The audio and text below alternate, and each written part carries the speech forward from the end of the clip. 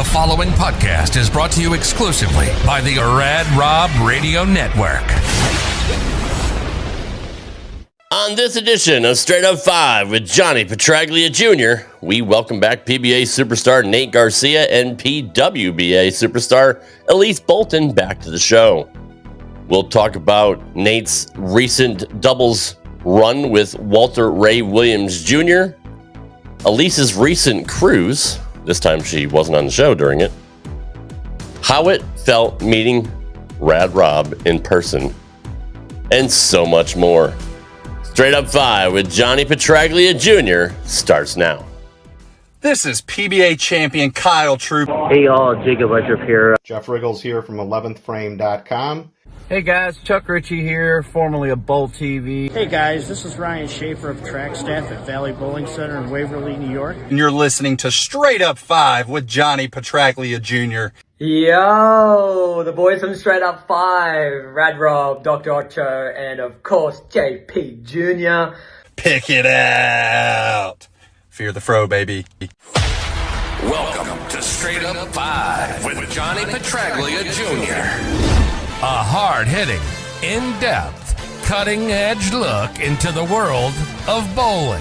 This podcast will not only cover all things bowling, but will also give you a raw look into real-life issues.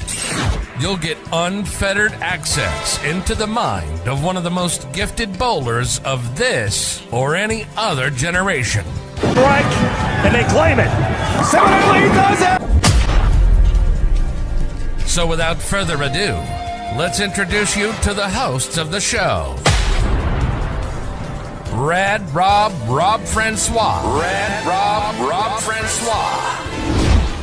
Dr. Ocho. And the incomparable Johnny Petraglia Jr.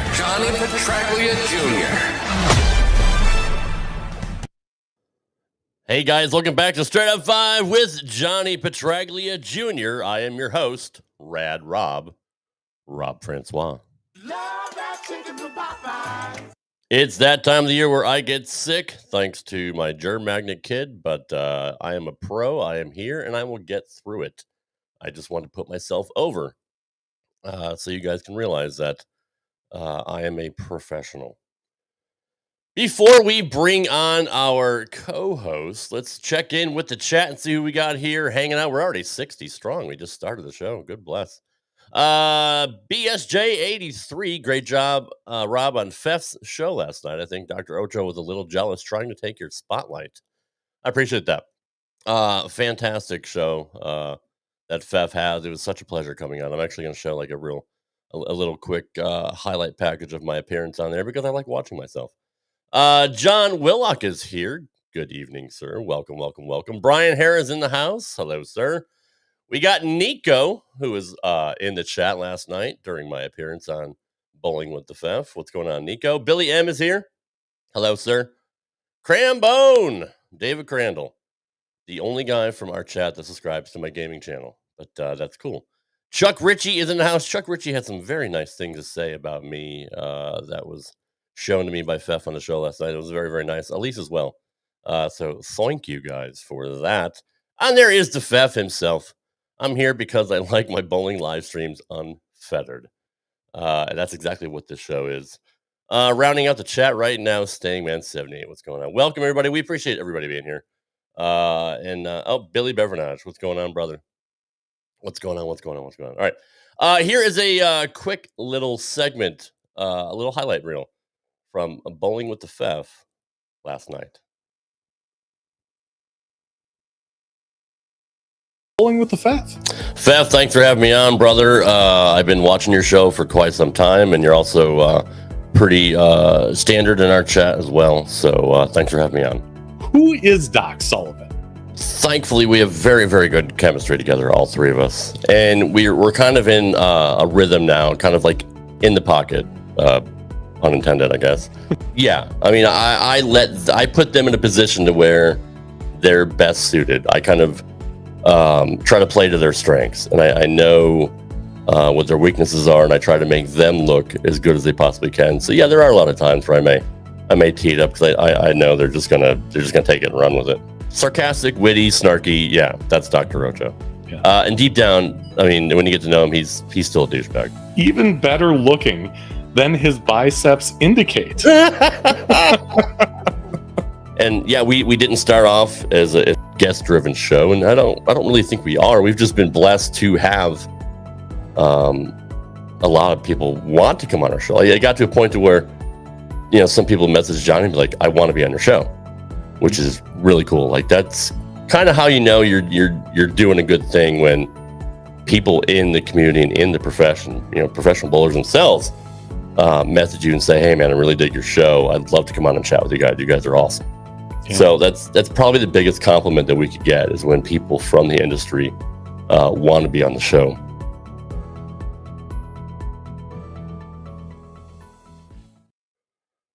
Thanks again to Andrew Pfeffer and Bowling with the Pfeff for having me on last night. Such a blast. I did kind of peel back the curtain a lot during the interview and kind of let out some of our secrets here from the show, and I didn't want to give it all away. So definitely subscribe to Bowling with the Pfeff on YouTube, and don't just check out my show. Check out the other amazing shows that he has. He's been doing a lot longer than us. But again, thanks for having me on, brother. All right.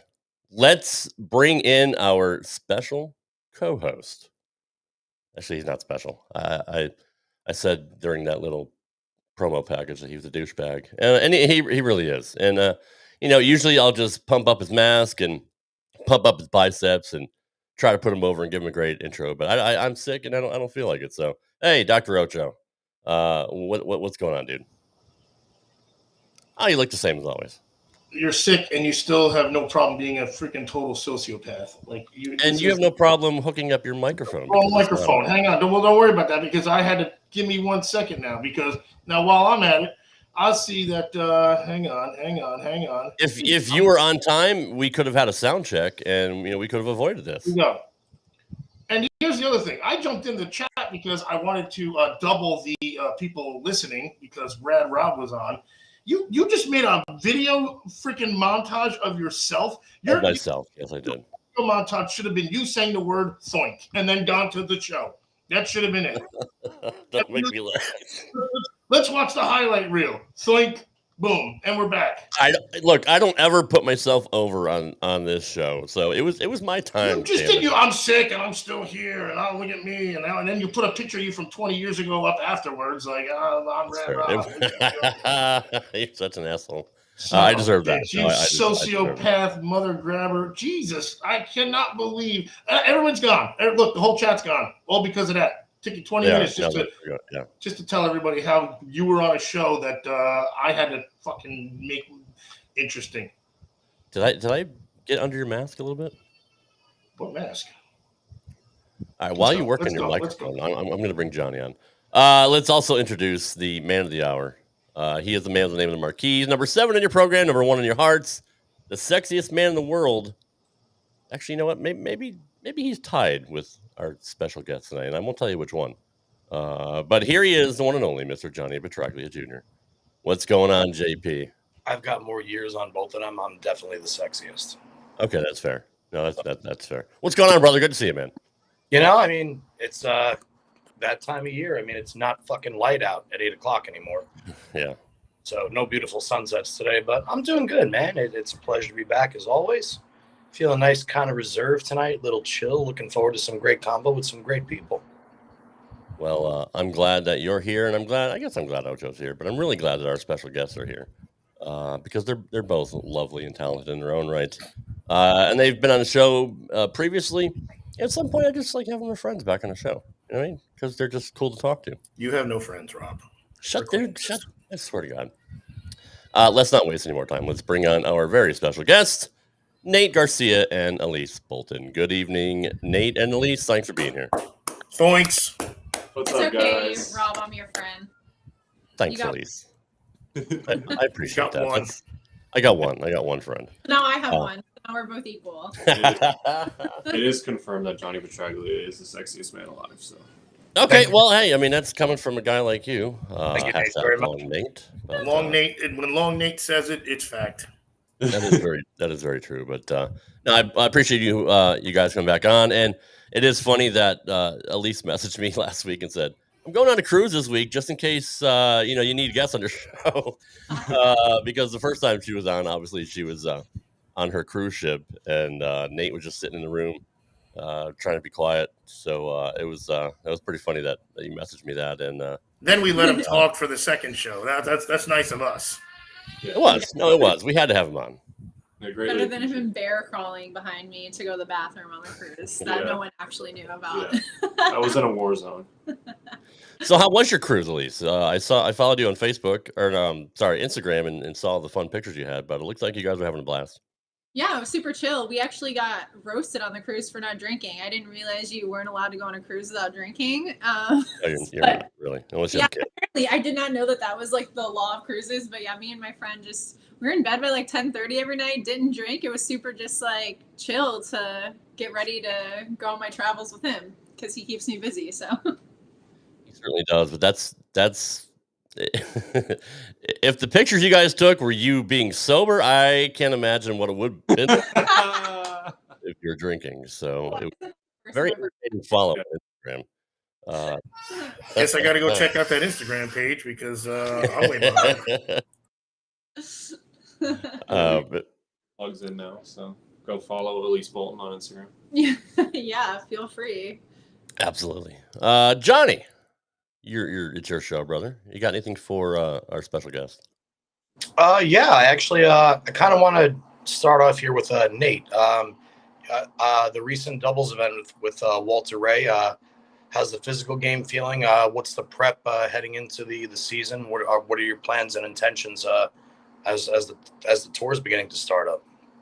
Yeah, so just to recap the regional with Walter, it obviously was a lot of fun. Anytime you get to lace them up with arguably one of the greatest of all time, it's an honor. And we won that event last year, so I was greatly looking forward to bowling that event again.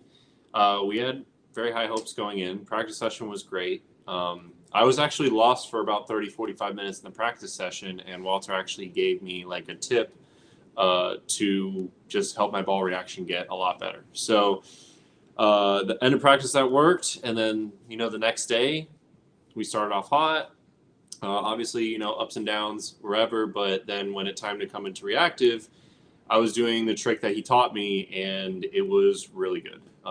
We bowled not what we wanted to. We still had a chance to make it going into the last game. And ironically, I just sat on the pair.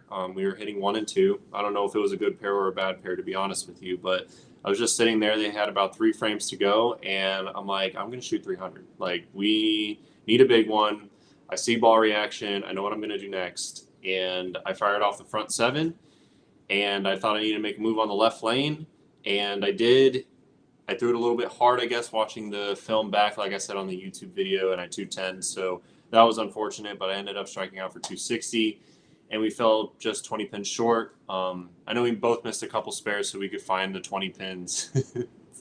We could find the 20 pins anywhere, but it was a lot of fun. And anytime that Walter says, like, yeah, I want to bowl with you, he was my childhood hero. Like, growing up, I watched him all the time on TV, so to have it come full circle to bowl with him is truly something special. So, Nate. Yeah. Correct me if I missed it, but what was the trick that he showed you, and what were you not seeing in the early going? I'm sorry. That's fine. So when I went to reactive in the practice session, my ball was either doing one of two things. It was either overhooking or never hooking, and I found myself like getting too far to the left. So when you get left, you have to slow hook it, especially in that building. You can't really throw it too hard because even though we are bowling on wood, the ball wouldn't do the right thing.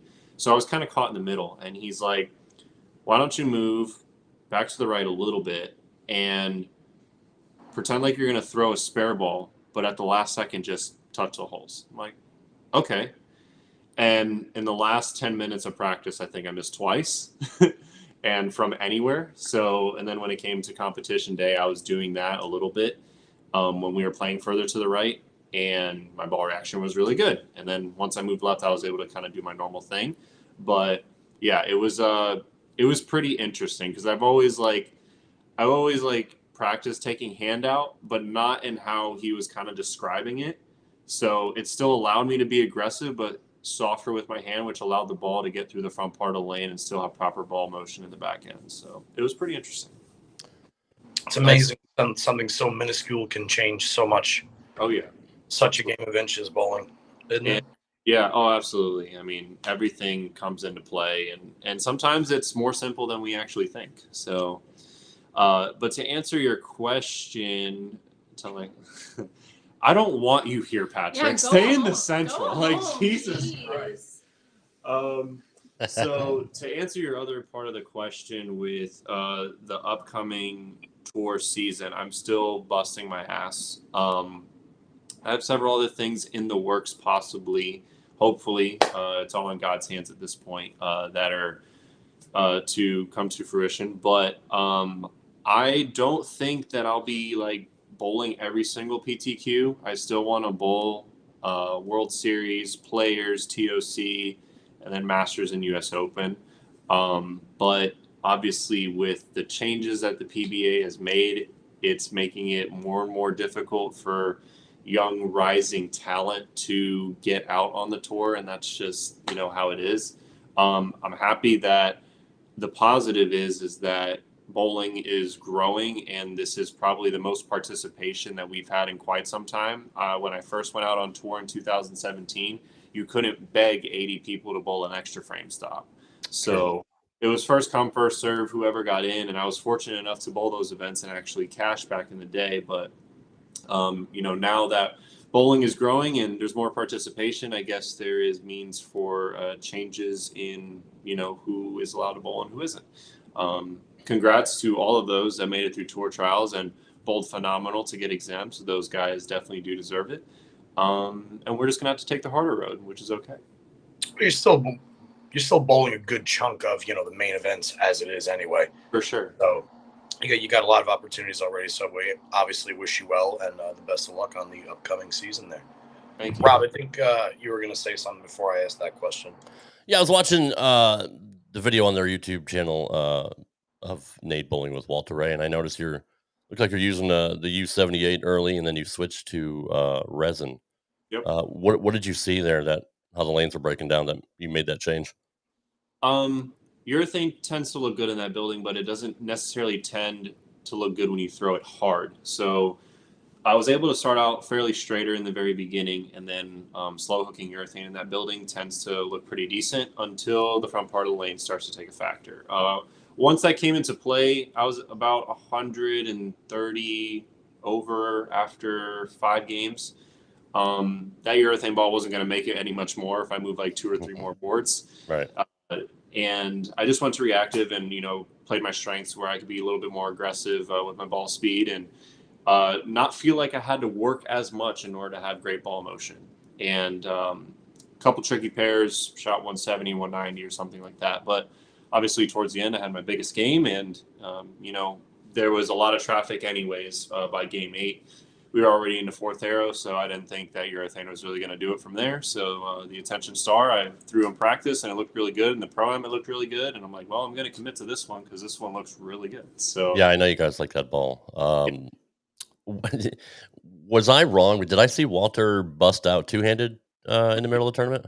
He did. He busted it out. He threw a fill ball, and he tripped a 9-pin, and then he went to the next pair, and that next pair was not close. So it definitely, it wasn't there for long, but for him to do it, try it, commit to it, and, get a strike here or there, I was just like, you're a lot braver than I am, because my two-handed is not there. I would have gotten way less than you. So it was pretty impressive. I saw your video of you bowling two-handed, and I thought you looked pretty good doing it. But it's just funny that, that's just a baller move that Walter can just bust that out in the middle of a tournament. Like, yeah, fuck it. I don't like my look. Let's just throw two-handed for a second. Oh, yeah. We even talked about it. I'm like, you could probably throw it two-handed. He's like, yeah, I was thinking that. I'm like, okay, well, try it. Whatever. And it was okay, but, not the right ball or place for it. It could have been probably better earlier, but, right. He's one of the greatest at playing straight. So it really, they were just tricky pair to pair, but he definitely held me up on the games that I didn't have it. So I know you've been to several seminars with him, but how did you actually start like bowling with him? I know you guys won the year prior, but What's that conversation like? Oh man, it's kind of crazy. So obviously he lives in Florida, and you know, I've known him. I bowled pro-ams with him. We've had very small conversation, and there was a trios event that myself and Trevor Roberts were bowling. We're gonna bowl, and we needed a third. And Elise actually reached out to Walter and asked, like, "Hey, do you want to bowl? Like, I don't know how far this is from you." He's like, "Yeah, I know Nate. Like, it'd be cool." Basically, I'm his agent. Yeah. We ended up as a trio shooting 300 in the Baker format, and it just kind of started from there. He thought I was good, and everything was great. And then we still hadn't developed that like kind of friendship to where I'd bowl regionals with him. But there was this one regional I'll never forget. It was either right before or right after the TOC. I think I made it into the cut that year, to where Dick Allen was not going to bowl the over-under event that was in Cayuga Falls. That's like right down the road from the TOC. And Walter's like, "Hey, do you want to bowl?" And I'm like, "Are you freaking kidding me? Like, let's go. Like, this is, yeah, hell yeah." And we made it to the title match that year. So pretty awesome. And then it just kind of built up from there. The next year that we went back, we led the tournament. I went 400 over for my 8 games of qualifying. We unfortunately lost in the round of 8, but still pretty good track record. And then the next one we bowled was the one that we won. And yeah, it's just been a great doubles partner for quite some time. That's kind of a huge compliment from arguably the greatest bowler of all time to want to bowl with you. I mean, that's just it's kind of crazy. It gives me goosebumps just thinking about it. Oh, for sure. I mean, even when we got done bowling, whether we won last year or this year, he would say, like, "Dude, you belong out there. Your game's amazing. You keep working hard, like, and you don't think, a kid from Port St. Lucie, Florida is going to like ever bowl with, the greatest of all time, someone that you looked up to your whole life, even have the chance to meet and to bowl with him, to win with him, to have those words, of affirmation come back to me. And I'm like, in my lowest moments, I'm like, when I don't think I belong or when I don't think that I, should keep doing what I'm doing, for him to say that. He doesn't have to say that to me. He doesn't have to say it to anybody. And he went to say that and continue to provide, his knowledge and his support and stuff like that. And I'm just like, okay, like, I'm going to keep going. Like, I really appreciate that. I know something's going to click and we're going to get back at it. So that's so badass. And we know he's ultra competitive. We were talking about with Barnesy last week. Where was his head at when you guys finished 14th last week? Like, was he upset? Was he pissed? Was he chill? Like, what was his mood? If anything, he was more mad at himself because he felt like I bowled really well and that he couldn't contribute. Wow. And I mean, that's what it's going to be like. I've definitely bowled.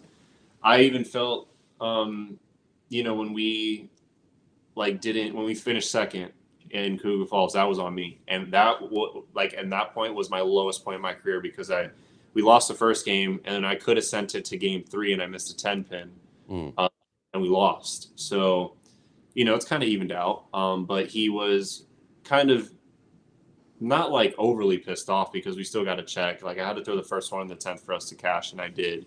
But he was, like any competitor, mad at himself, like saying, "I'm sorry, I couldn't help you anymore," and stuff like that. And I'm just like, dude, like, I get it. Like, I was pretty pissed, like, not going to lie, that we didn't make it, but not at him. Like, I wanted, because I believe that we could win every time that we bowl together. Like, I know I can win. So I was a little frustrated at myself because I'm like, oh, I could have not moved on the 210 or whatever, thrown it better, like, to get us there, or like not missed my 2 spares or 3 spares that I missed to get us there to have a chance.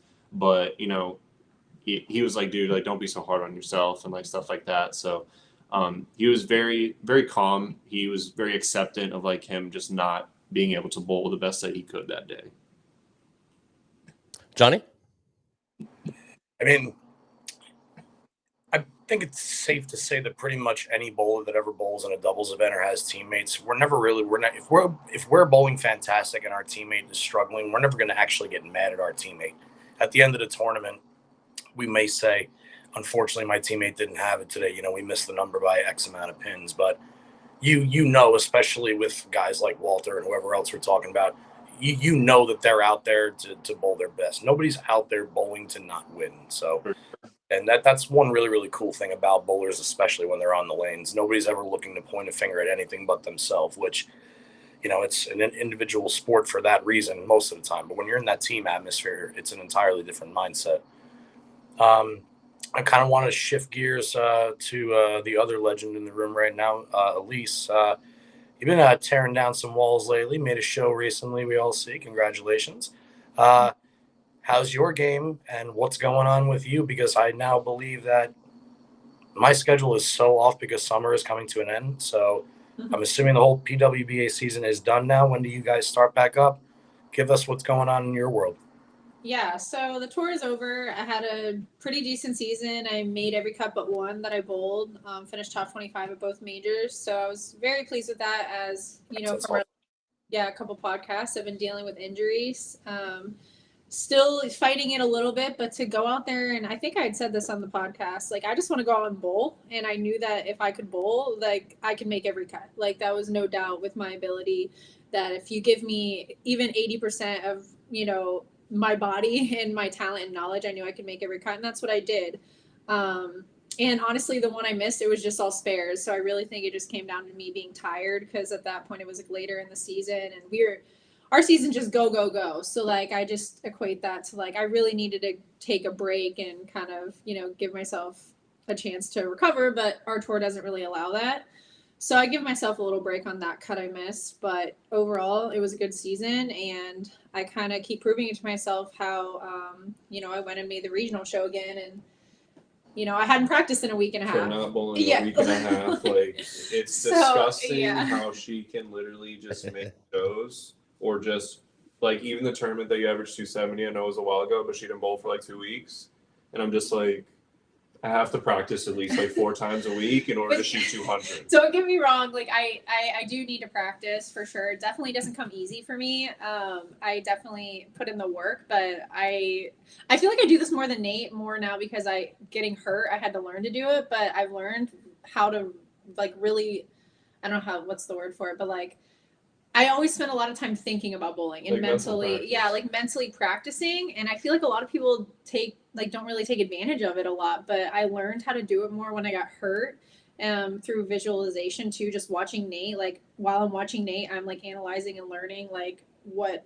I'm like, going to do when I do bowl next. I know that sounds really weird, but I do that a lot.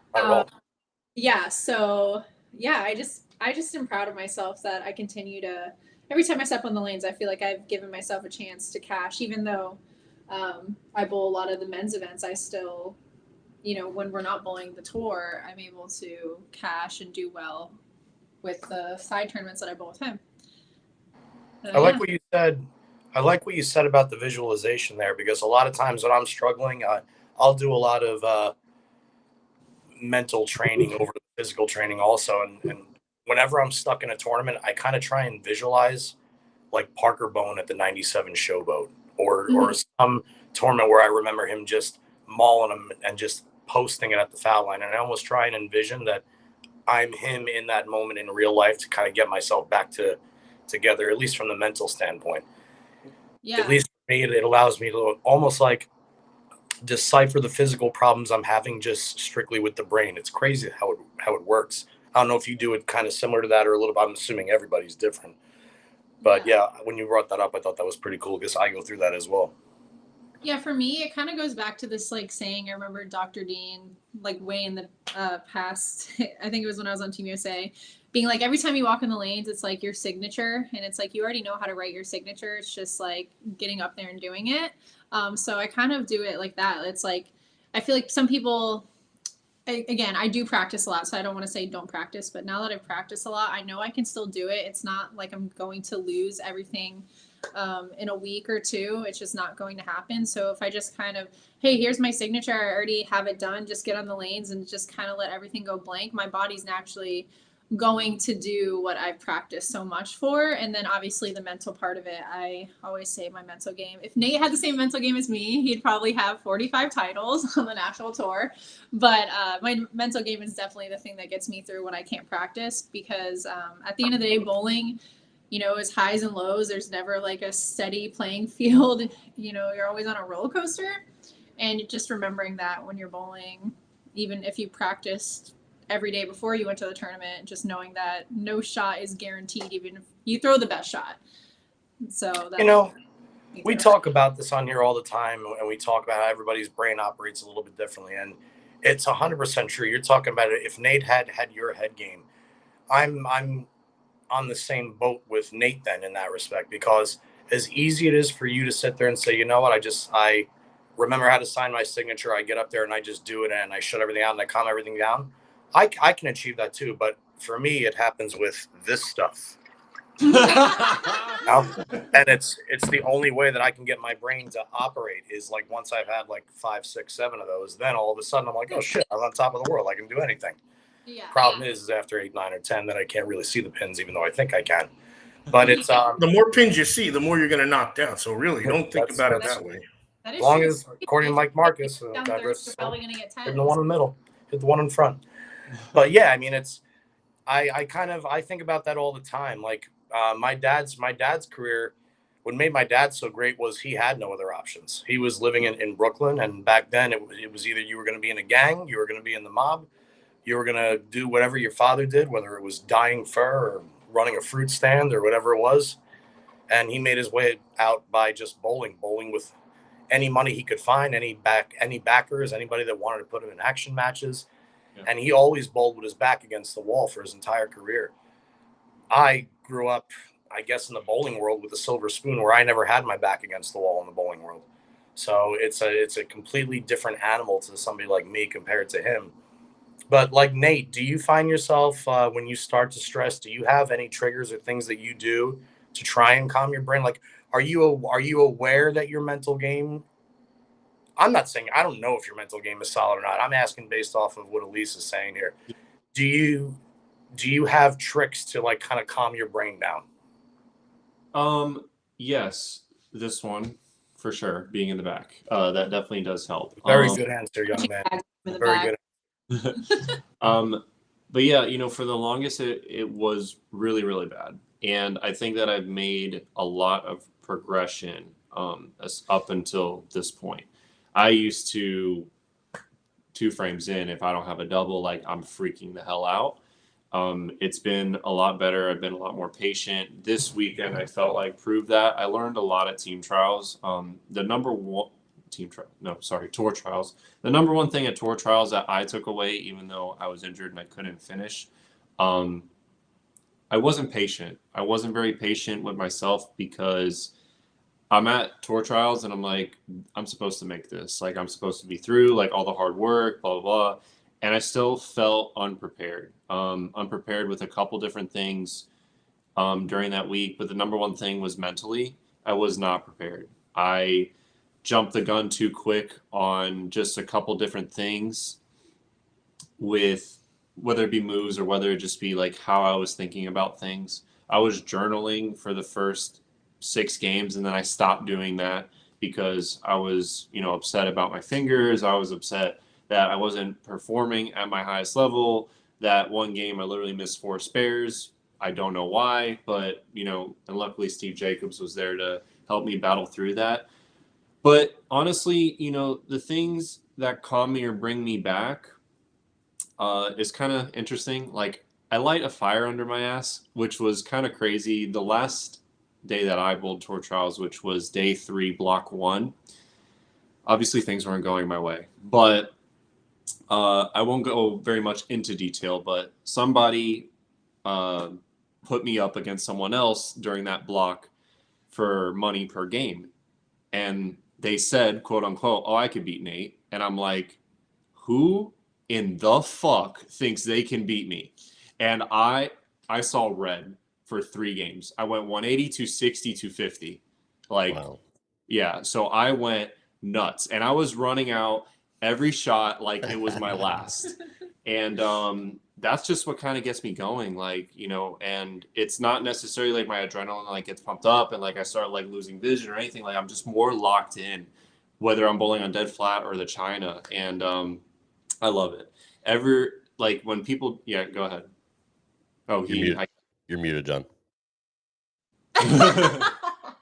I was like, is this the segment where we like guess the lips? Like... I was gonna say, Nate, I have a follow up here. First, I have a question, which I think I already know the answer to, but then I want to say something about what you just said. Yeah. Do you feel more comfortable? Do you feel like you have more control of a car when you're driving it at 30 miles an hour or 80 miles an hour? 30. Oh, you do? Okay, never mind. Totally disproves the. Yeah, I'm totally out. Either way, I was gonna say it almost seems like when you're on the lanes, sometimes you'll run into a funk where you're almost slowing yourself down to match the pace, rather than allowing the pace to match the speed you want to operate at. Like you're young enough where you can put the pedal to the metal. I mean, for sure, from shot one if you want to, and still make it through an 8-game block. That's like when I drive a car, when I'm going 30 or 35, I'm like, I'm kind of like wobbly. Like I can't even keep it in the lines because I feel like I could walk faster. But if I'm going down the Garden State or the Turnpike or something like that, I have no problem maneuvering through traffic at 90 miles an hour if I have to. And I feel a lot more comfortable when I'm doing that because my brain is quick. It doesn't like when things are slow. So that's the reason I actually kind of made the reference, because when you said that's when somebody gave you the little push, I like that jolt too. And that's usually what makes me just bolt 260, you know? So I thought that was interesting though. All right, so yeah, no, I guess to follow like what you were saying is like, I guess how I get to that 90 miles an hour. Cause like if I go 90 miles an hour from 0 to 90 out of control, like that's when things start to like go down. But like, if I'm like kind of cruising and like everything's like whatever, like, and I'm in a mindset of like, okay, I need to get back up, and then something like that happens, or like something were to piss me off like mid block, it's like I know how to get there, like, because I was already in kind of control. So that's why I said the 30 miles an hour. But yeah, no, I mean, if something gets me going, I'm ready to go. So like it was but yeah, it was pretty interesting, and that was the best I bowled the whole entire whatever, even though I started out day 2, 280, 260 on the second day, I felt like day 3, I executed way better. So I guess we kind of veered off like the original question, but mentally, that's what it was. Mentally, I've grown a lot. And over the years, I've kind of made excuses for myself when I don't make excuses for when something's wrong. Like my spare shooting is wrong, my physical game is wrong. My mental game was wrong, and I was making every excuse in the book for it, of like, oh no, you know, I was just pissed off for a minute, or oh no, like, you know, that person, you know, they shouldn't have caught me, blah, blah, blah. And like, I was just making every single excuse. Whereas like, you just need to take more accountability, and you know, this is an issue and you want to get to this goal. How can you get to this goal if this is still the issue?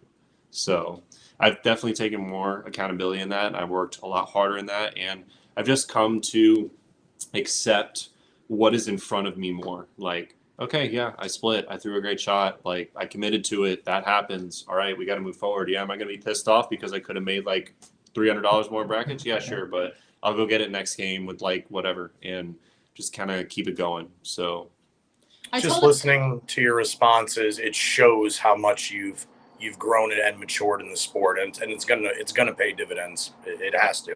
I appreciate that. What were you going to say, Elise? I'm sorry. No, I was just telling Nate that I sometimes, because he's so like, I'm competitive too, but I'm also in the sense where I like kind of understand everything that's going around me, especially in like a sport where we're competing against like everyone individually, where I think Nate sometimes forgets, like when the lanes are hard or like when you split, he forgets that everyone is on the same playing field. I'm like, everyone is going to split. I hate to, like, I'm sure anyone who's won a title, they split during the tournament, they missed a spare. Sometimes he forgets about that. So I told him, the only way to like describe it is he cuts himself and he never puts the Band-Aid back on. So he's just like bleeding while he's bowling, and still bowling whatever, like still being able to compete, but not at his highest level because he's not, covering it up to keep it from bleeding. Like that, he's still able to function, but not properly.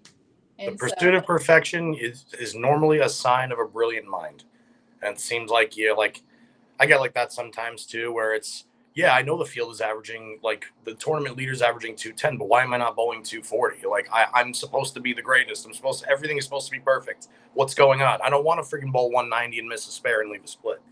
I get it. It's awesome. I think sometimes bowlers forget to average 210. You don't have to bowl 210 every game. You can shoot 240 and you can shoot 180. You can shoot the 260. Like it's not just 210, 210, 210. Like at the last regional, I went even. They were really hard, but I did shoot a 170, but I shot the 220 to like make it even. And then the rest were, 190 to whatever. Like you don't average 210 by bowling 210 every single game. Absolutely. It's very, very hard to go out there and bowl a clean game with 2 doubles for 215 every single game of the tournament. Yeah. It's not going to happen. You're going to go open and throw a 7-bagger sometimes, but it's the people that can throw the open and throw the 7-bagger because they mentally were like, okay, whatever. I threw a bad shot. I missed the transition and now it's go time. And that's really the difference between the guys that are at the top or the higher level pros is that open doesn't phase them. They're just like, all right, need to throw a 4-bagger. Who cares? It's the same as spare. Absolutely. I've seen the dichotomy between you two in person, and you're both very passionate. You're both very emotional, but you're both very hard-headed as well. And I won't exactly say what Nate had said to you, but he had said something obviously that pissed you off, and you weren't bowling. All our audience members, it wasn't like the end of the world. So no, it wasn't. No, it wasn't. But I forgot what it was actually. See, this just shows our relationship. Like exactly. We piss each other off, but I'll be like, "Do you remember that one time?" He's like, "I don't remember." I'm like, "Me either." Like, what was it? And that's kind of what I was leading to. Is even in one of your recent videos, Nate's like, "We flew here. You want me to rent a car, and go home? Like that's stupid." And you left it in the video. Like you have no problem showing like the relationship between you two, but that was also to motivate him. So that's like kind of things I'll do to like piss him off. I'm like, all right, if you're gonna sit here, I know it wasn't, obviously he had Walter that it's a doubles tournament, but I was like, hey, you're struggling a little bit. You lost ball reaction. Like, if we don't make this cut, like we should drive home. And he's like, F this, I'm gonna strike out. And he started striking. I was like, whatever gets you motivated. Pan to the last game. So there's the boost that we talk about. But I work the same way. So it's funny talking about that story when we were at the whatever. I think we were at Canes, whatever, when Nate said that was the next block. I went 150 over it, and I went with the same thumb. I think it was about my thumb. And, the same thumb, I somehow made it work. And I was like, screw you. And I actually barely missed. No, I made the check. So after being 150 out, I made the check. And I was like, sometimes it just takes that person that's the closest to you to really piss you off and be like, all right, if they think this of me, I'm going to prove them wrong. And I love that. And that's kind of where I was going at is it's almost like you guys have been married for 20 years. Like, it's just the usual married banter. You're probably going to blow it off eventually, but I like the way that you guys use it as motivating factors. And it was the thumbs. In fact, I was going to ask you if you changed your thumbs yet, because that was the running joke for that day. He won. Oh, that's what we talked about. Yeah. Okay, so what's funny about that situation was I literally went prepared. It was just such a weird anomaly that happened. It honestly was so crazy. My thumb just swelled up again. It was the first swing where we had been bowling back to back, and I have been bowling with that thumb forever. And obviously tour and stress plays a little bit factor. And as a woman, especially with your thumb swelling. And that was the first time I had encountered that. And I've been using that thumb for a year. So for him to say what he said about I can't believe we came here with a bad thumb. I'm like, but I did it.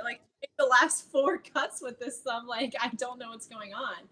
But no, I actually ended up, when I came back, I guess it wasn't the exact same thumb, but I did end up taking some, blowing open that thumb. I didn't want to necessarily mess with that thumb because it was my favorite thumb, and I was scared that if I messed with that one, then, I wouldn't have it once my thumb went back down. But I was like, you know what, screw this. I have nothing to lose at this point. I'm 180 pins out of the cut, and the scores are high. And it ended up working, and I bowled well enough to get a check. So, but that's awesome. I still use that thumb. So That's funny. And he was like, let's just go in the fucking truck and drill a new ball. And you're like, I can't in the middle. Look at Nate. I can't stop in the middle of the tournament and just drill a whole new fucking ball. I'm not going to have confidence in throwing it, blah, blah, blah. And you guys are just going back and forth. Well, it's because I've done that where he's like, drill a new thumb. I do it and I went down the lane. Like, I've had that happen.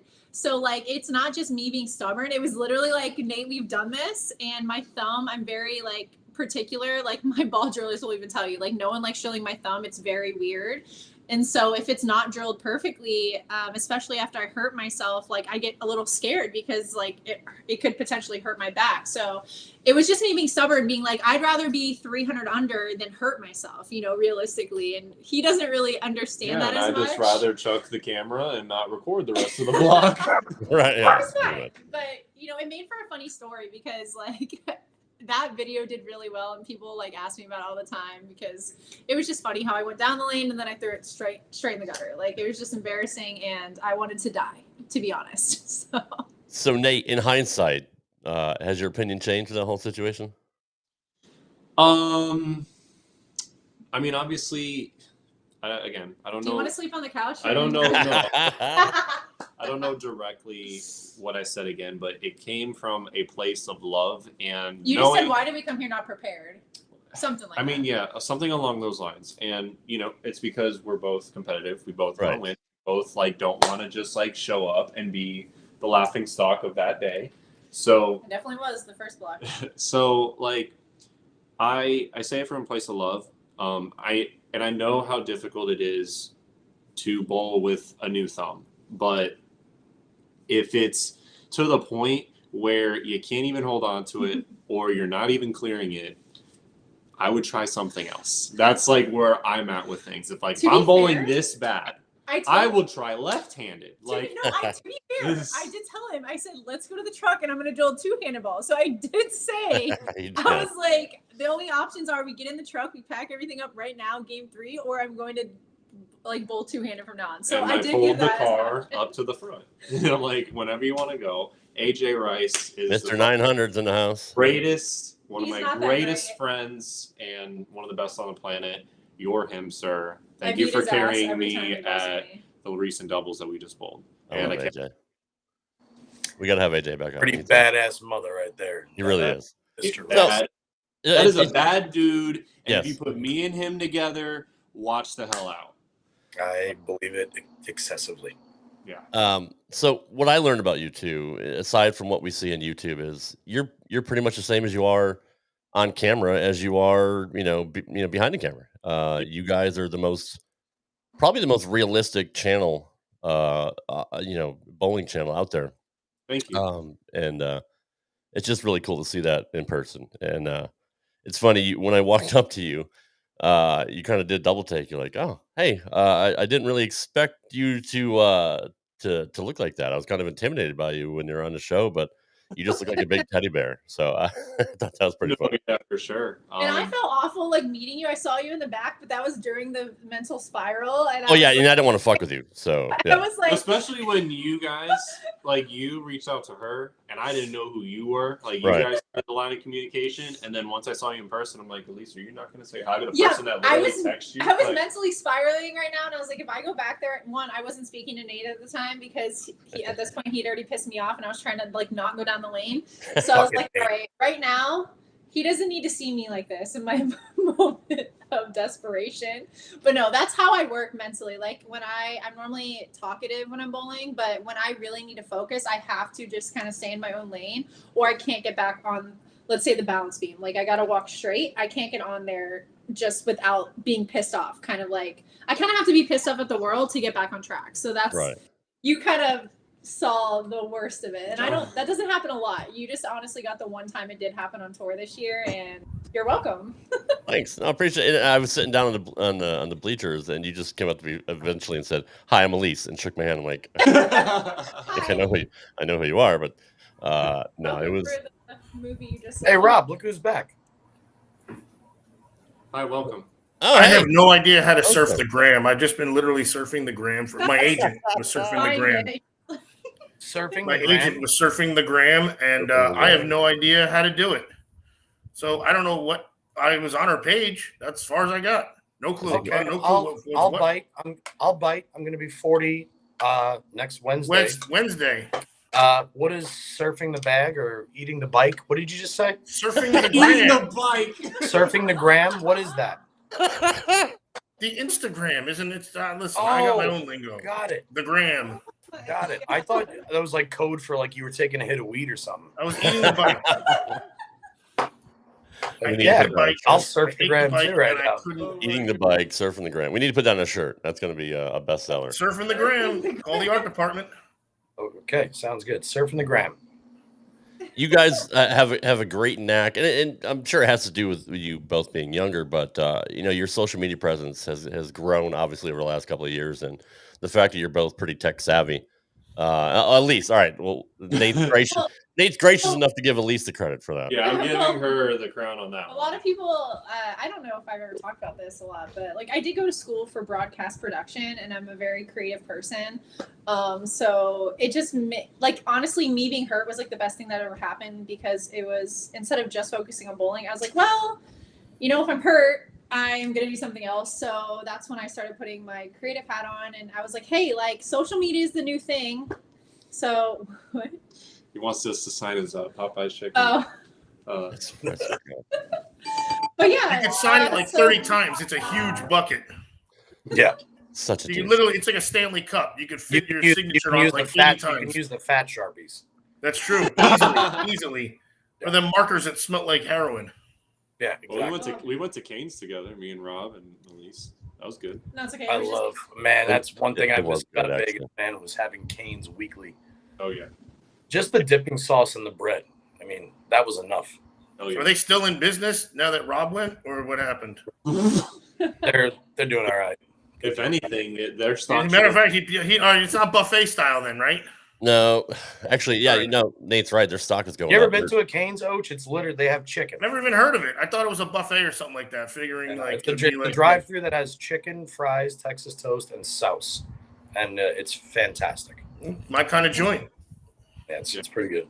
Nate and Elise, you guys have Zaxby's. You have Zaxby's down in Florida, right? We do have Zaxby's. What do you think? Who do you think's the better of the two? Oh my God, it's Cane's.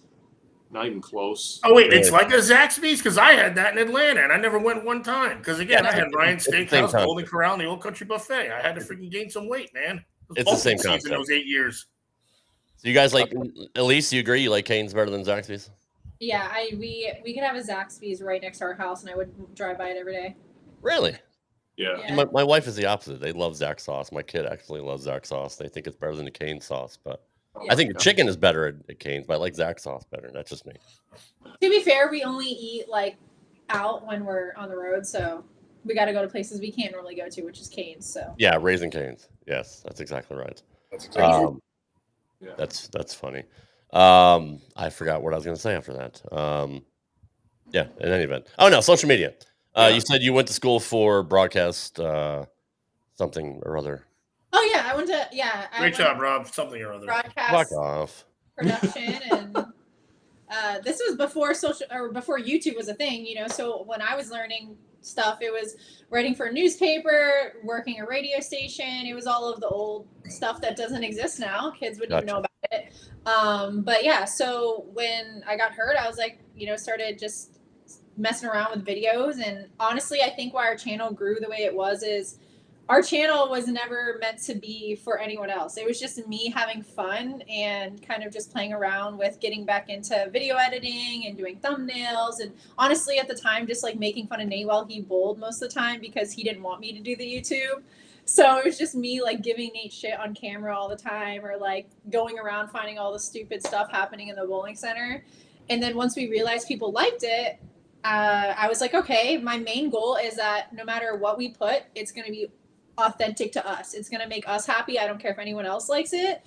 But I want it to be real. I don't want to cut out the stuff to be like, to show professional bowling as something it's not. I want to show the real parts behind it, the parts where we fight, the parts where we're struggling, the parts where we are successful, all of it, because that's what we, don't get to see.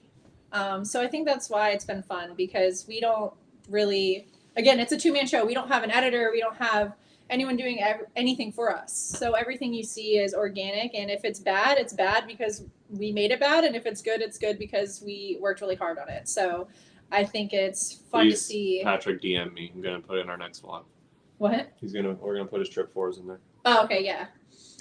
But yeah, no, going back to what you said about our channel being authentic, one, greatly appreciate that. Thank you. Yeah. I'm not, this isn't by no means like calling people out or anything like that, but I noticed the whole, when you're on camera, you act one way, and when you're in person, it's another. I've noticed that in any type, well, I wasn't, okay. I have no problem saying it. It's, Why, is he a dick? There's a lot of people that it doesn't even have to just be YouTube. We obviously know a lot of these people. Whether it's in the bowling industry or not, we just want, like, growing up, I was always the outsider, the kid that nobody wanted to hang out with, just the person to the side kind of just doing his own thing. I would never want someone else, if they came up to me, to feel like they were excluded, outsider, or, just not worth my time, because I was that to a lot of people. I would never want that to be an experience for somebody else, whether they're watching our content or whether they meet us in person. This is who you're going to get. Happy, mad, sad. This is the whole package, and I'm not afraid of it. I love myself, and I know I have different, places where I need to grow. But that's everybody does. Everybody has their flaws and stuff like that. So we all, grow. So we also want our, like, whether it's my Instagram, my Facebook, it's like literally just whether someone agrees or not. I just like to voice my opinion or show the reality of it. Again, because the people that either cannot do what we're doing or do what we're doing and choose not to show that stuff, we want people to see that. And again, at the end of the day, I don't care if someone likes me or not. Like, this is me, and if you like me, great. If you don't, great. Doesn't change my life. At the end of the day, I treat everyone with respect. And that's why we choose to kind of leave everything we do out there in the open, because this is us, and we joke that a lot of people probably think I hate Nate, and that's just my personality. And it's true. Yeah, and it's actually true, because I don't want people to think I like him, so I don't like him. I'm held. So he's still the outsider, basically. You guys are trying to make him feel, you're giving him freaking childhood nightmares now because of this. Yeah. No, I don't. That's kind of our joke, is like, I don't want the internet to know I like Nate. So, Nate's just a very lovey person, and I'm not. So I think that's why we work, and our content is kind of funny, because it's literally me not being mean. It's just like how I am with everyone. Like, my friends that know I love them, know I really love them, because I'm just a very brash, I'll tell you how it is. I want you to tell me how it is. It's not going to hurt my feelings. So that's just how we roll over here. I think that's how you and I get along pretty well. We have something similar in our show too, where I really it kind of happens with me and Brad Miller.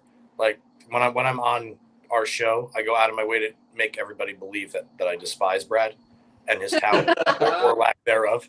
But deep down. Brad, by the way, Brad is literally one of my favorite. The nicest human beings on the planet. Yes. I want to say Brad is definitely one of the reasons why I went free agent this year. He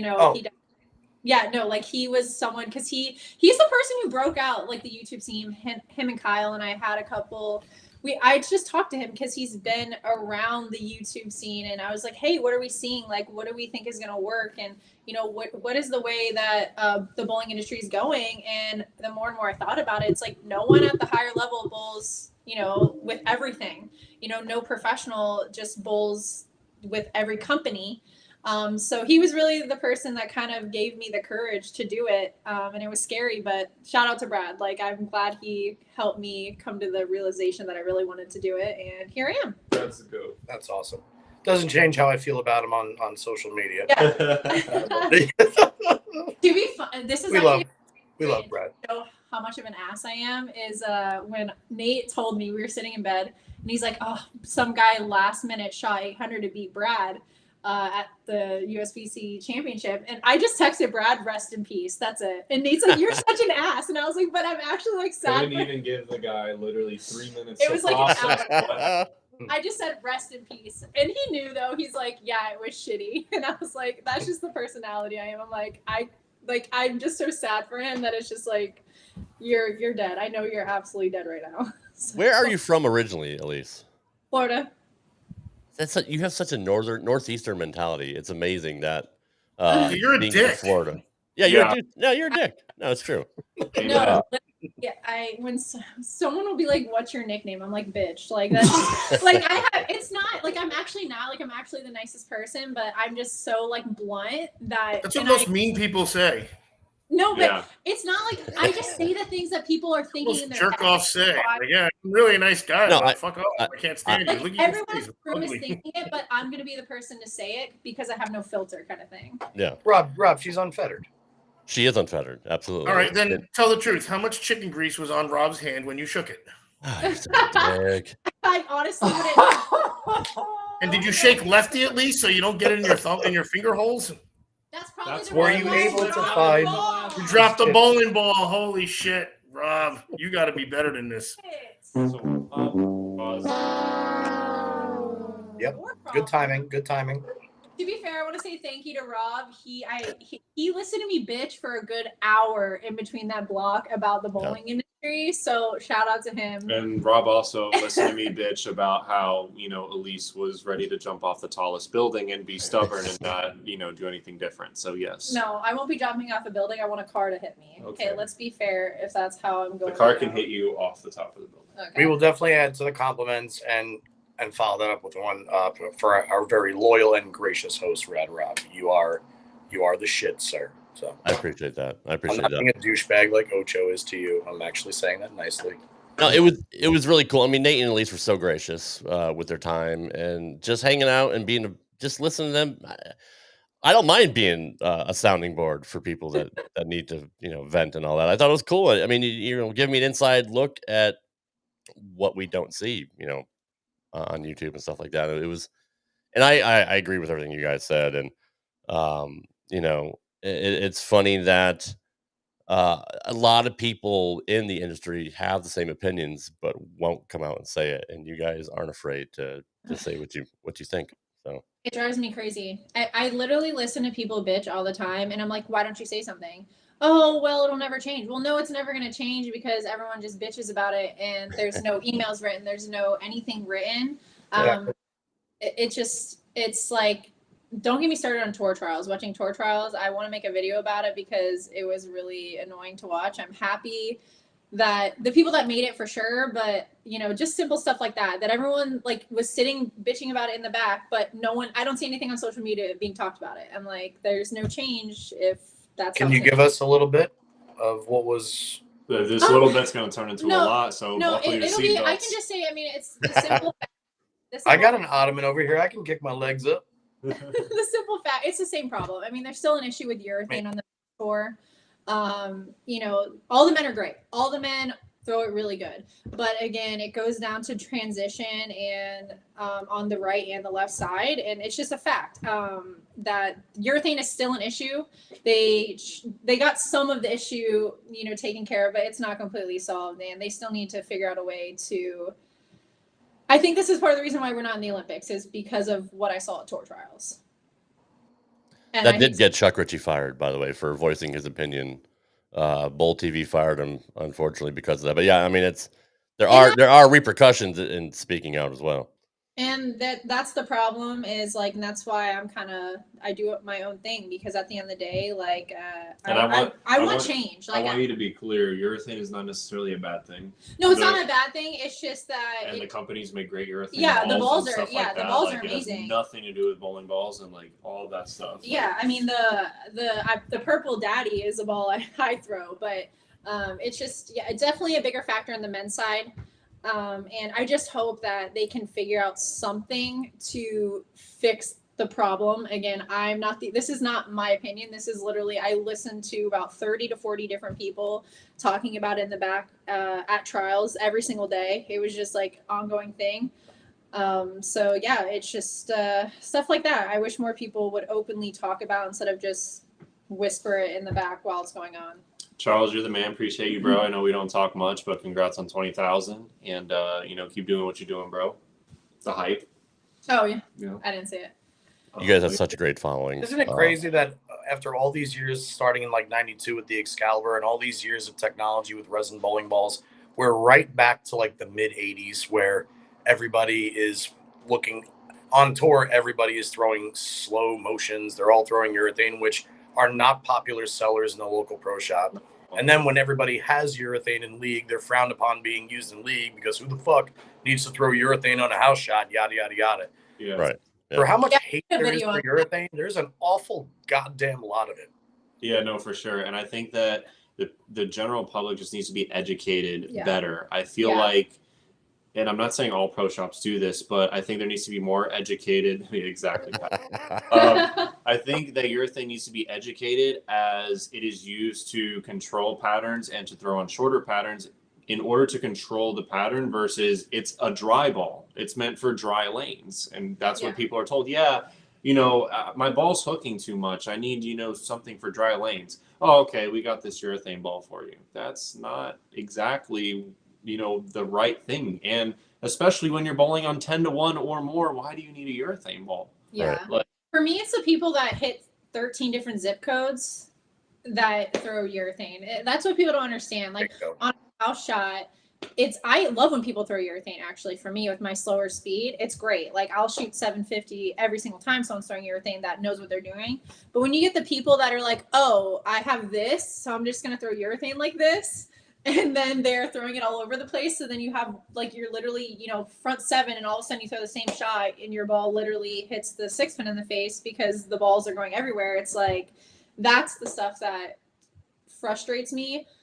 Or the people that even in a professional event, I've seen professionals at the highest level do this where they're super lost and all of a sudden they're just like, well, I'm going to throw urethane just for fun because I'm lost. And then they literally mess up a pair that someone has to go to throw a big game. And it creates an unfair advantage and disadvantage sometimes that I hate seeing it, and it's annoying.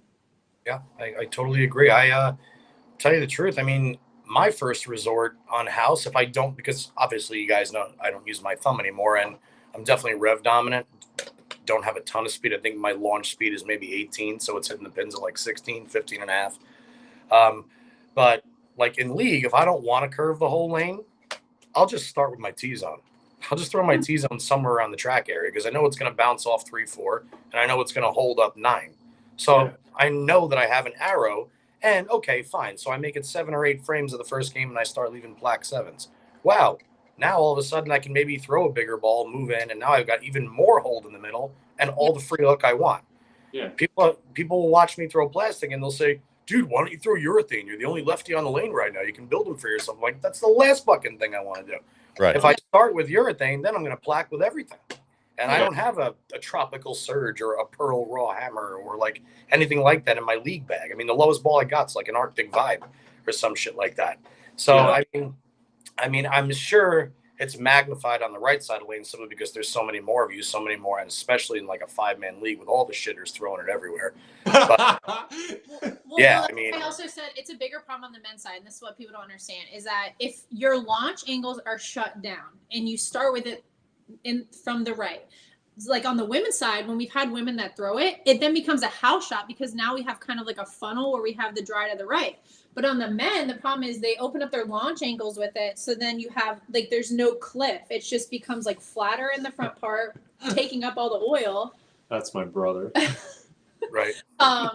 So that's the problem with the guys is it's like if the launch angle stayed straighter to start with the urethane and then, everyone got in with like reactive or whatever, they would make it so much easier on themselves and you wouldn't have those pairs where it's like, okay, why do I have to now ball up to like a bigger ball, like game 7 of a block because you had everyone throwing urethane from everywhere. That's why I think it is a bigger problem on the men's side is just because of the fact that they're not just playing straight with it. They're like literally 4th, 5th arrow with it game 1. And that shouldn't happen. Yeah. I mean, back when purples and pitch blacks were allowed, we were bowling on shark and people were crossing 15 to 20 with urethane balls trying to strike. And I'm just like, man, did I grow up in the wrong era of bowling because I have no idea what's going on in front of me. Like everything that I learned is like out the window. But yeah, no, going back to Johnny, I challenge anybody in the comment section that if they want to bowl this man with a plastic ball, I will put any amount of money on Johnny to beat everybody with a plastic ball. And that follows up my next question. I was going to say, what T-zone's been looking good for you as of recent? Because I know it's either that or like, the Bugs Bunny ball, whatever. Something striking, and it ain't fucking reactive.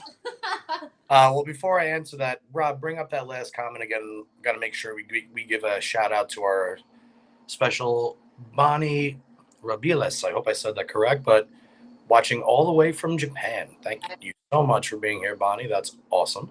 I don't even know what time or day it is there. So good morning, good afternoon, and good night.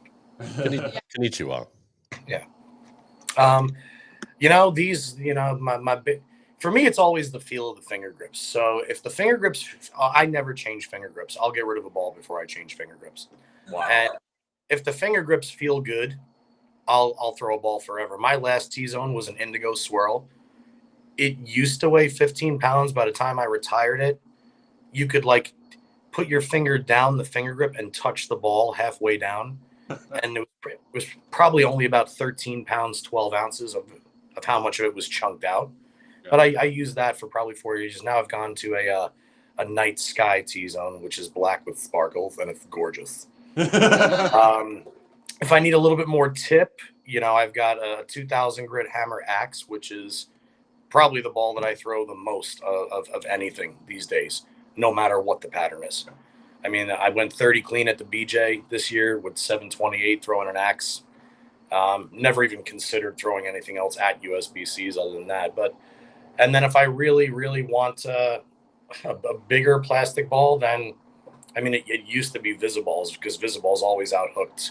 Yes, and any T-zone, white dot, you name it. T-zones or Visiballs, you could actually create down lane motion. It's a little bit harder nowadays with the no extra hole rule, but no, right now I'm just, I'm into my black night sky T-zone right now. That's my living legend. It's real pretty going down the lane. So never seen anybody strike on the planet as much as this dude with plastic. It's so impressive. Thanks, brother. It is definitely one part of my game that I have the utmost confidence in myself with. I will bowl anybody with a plastic ball, including Jesper Svensson, including Simo. I would. Right. Including Ocho. I'm going to tell him that. We're going to get that for that would be, I would love to. And what I'll do is I will not practice either. Wow. What if I got to lose? Jesper's got everything to lose if I bowl. That's true. He's one of the best in the world. 6 or 9 shots in then also.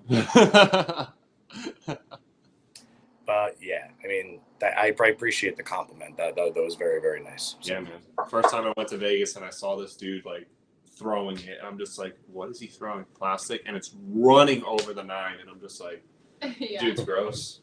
It was gross. Questions from the chat here. Elise, are you happier not being on a ball staff? It appears you are having loads of fun throwing all brands. Oh, yeah. Like I kind of said earlier, no one can fire me. It's great. Not that I've ever been fired from a ball staff, but I'm having more fun not only seeing different reactions, but just being able to kind of do my own thing. I think there comes a little bit more responsibility being specifically on a ball staff, which I do love having that responsibility, but now with our YouTube channel, I love that I can show the community everything. Again, I've been very fortunate to have all the brands help me in my career. So now to be able to showcase all of them on our YouTube channel, that's really what makes me the happiest, is that I really do have a great relationship with all the brands, and kind of get to pick out the good from the bad. Every company is going to have both of those. So yeah, for me, I like throwing everything, but it's the community aspect of it that I can give my real honest opinion and make sure that people aren't buying 3 of the same bowling ball and they're making more educated decisions when purchasing through their pro shops. Good, right? Yeah, because some ball review channels like to say that every ball is good. So I like to be the one that kind of gives you the real, every ball can look good in a ball review channel, like one video but we talked about that on one of the shows a long time ago. And it's like when you grab somebody who can throw the ball at 500 revs, like, how good is this ball? And it's like, well, you're bowling on a fun house pattern, a big red wiffle bat. Of course it looks good. It hits the pins good. It does when you got 500 revs. Yeah, and the other thing about it also is that every bowling ball is good for somebody. Yes. Like I can't tell you how many people told me the Black Widow Ghost is a piece of shit and that it never ever hooks. Yeah. I love the Black Widow Ghost. I loved the Defender Hybrid. I never saw anybody else fucking throw it. Mm-hmm. There's balls out there that people love, and like I'll see somebody throw.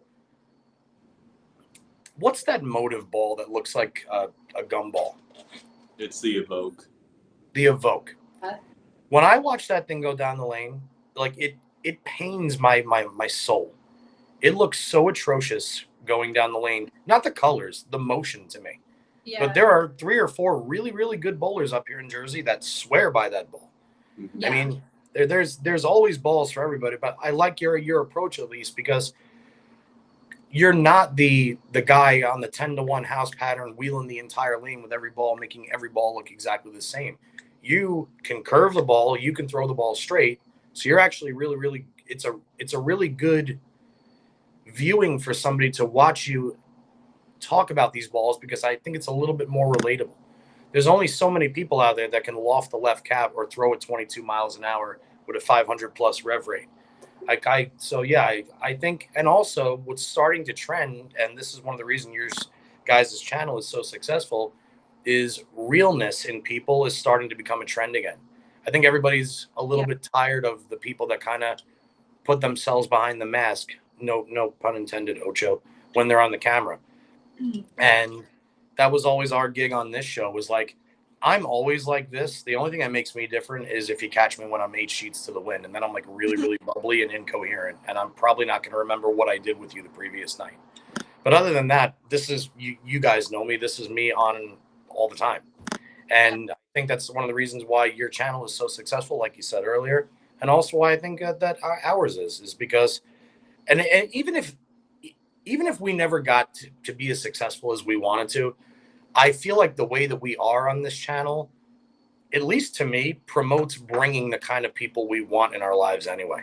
Like we love everybody that's in our chat every single week, because I feel like we're relatable to some extent also. Yeah.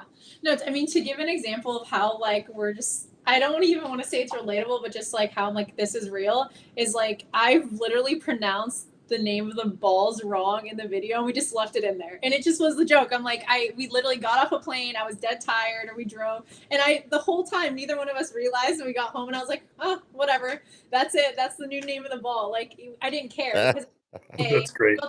Yeah, so now it's a joke that, like, I did it actually yesterday. Again, I was tired, and I just kept saying the Sub-Zero Forge wrong every time. And I'm like, whatever, this is the new thing on the channel that whenever I'm tired, I just say whatever name I want to. Fantastic. But I feel like most channels wouldn't do that, because they're trying to want this certain prestige, or, like, want to be professional. And just not prim that and proper. Like, we're not allowed to make a mistake as a bowler. Yeah. Right. If we want to just show, again, we're athletes at the end of the day, and again, we're a 2-person show, so this is the reality. And sometimes I just make up names of whatever ball. But again, I'm trying to show ball motion, so it doesn't really matter. So, yeah, I feel like we don't just try to edit in strikes, because, like, when I throw bad shots, I like to keep it in there so I can be like, hey, like, when I throw a bad shot, like, this is what happens with this ball. Because realistically, that's what you want to see. You want to see what happens when you make a mistake with a ball. So we try to kind of leave those shots in there, where it can be like, hey, I rolled this one. Yeah, for me, if I roll this ball, it's not going to hit the pocket, kind of thing. Which I think some aspect is taken out of some ball review channels, because they just want to show that the ball can strike and make a sale. I like that. That was really, really good. I agree with that completely. We know every ball can strike. What does it do when it doesn't? That's what makes a ball good or makes a ball great. Yeah. I mean, nothing against Belmo, but like here's a new fight. And he's, just fucking burying every single shot. Like, well, number one is Belmo. Number two, it's like, yeah, nobody can relate to that. I mean, he's like, oh, I grabbed the skee ball from the amusement park, and look, and he freaking just revs it, and he's still maybe a ring in 10, but he carries most of them. Like what made the balls like the Venom Shock and the IQ Tour and the High Road, just to name a few, so amazing, was that when you missed a little bit in, they 4-pinned. They didn't 4-9. They didn't big 4. When you missed out a little bit, you bucketed or you 2-pinned. You didn't 2-8-10. That's the difference between bowling 2-0 and bowling 230. Those extra 2 hits a game. And that is what separates the great bowling balls from the good bowling balls. We know every ball hits strikes when it hits dead flush. It's, am I going to get 9 or 6 if I miss by 2 with the arrows? Yeah. I think the other problem I have with I don't watch a lot of other ball review channels. I just see like different stuff, but I feel like again they're always bowling on like one pattern with it. I try to explain in the video like, hey, if I don't necessarily see what I like out of it on the house shot, which I'm probably not going to see 90% of the time because that's not what I'm looking for anyways. I try to explain like where I might use the ball, like where this ball is going to give me more miss room when I do those certain misses. That I think that some channels aren't giving, because again, at a certain level, we can all strike on a house shot. When you're at a professional level, like I can make any ball strike. I can stand in the same spot and make it strike for you on video. But I try to get left and be like, here is like the farthest I can get with this ball at this surface, or if I wanted to get more back end reaction, I can bring it up. I try to do a lot of that to show how the ball can be used again, because it could be good for one person but awful for me. Sure. Next question from Good Vibes Always. Hello, everyone. Been bowling since May and trying to get better every day. My average is about 140. Does anybody have any tips for a new bowler who would like to one day go pro? Thanks in advance for any tips. Thank you for the question. Our spare shooting video that Elise did such a good job on. So the first thing you're going to do is you're going to buy a urethane ball, and you're going to stand on 35 if you're right-handed, and you're just going to chuck it to the right. That's what you should do. Oh, and don't put your thumb the whole way in the ball. You schmuck. Nate, can you elaborate on that? This and more on the latest edition of Oh Shit Magazine. Can you elaborate on what Elise said there, Nate? Yeah, we had a very interesting comment on one of our videos that somebody was drilling for professionals, and they don't put their thumb all the way in the bowling ball, and they saw that person had a very clear argument that like there's no need to put your thumb all the way in the bowling ball. Now, part of it is true. You can either bowl without your thumb or with your thumb. That's about it.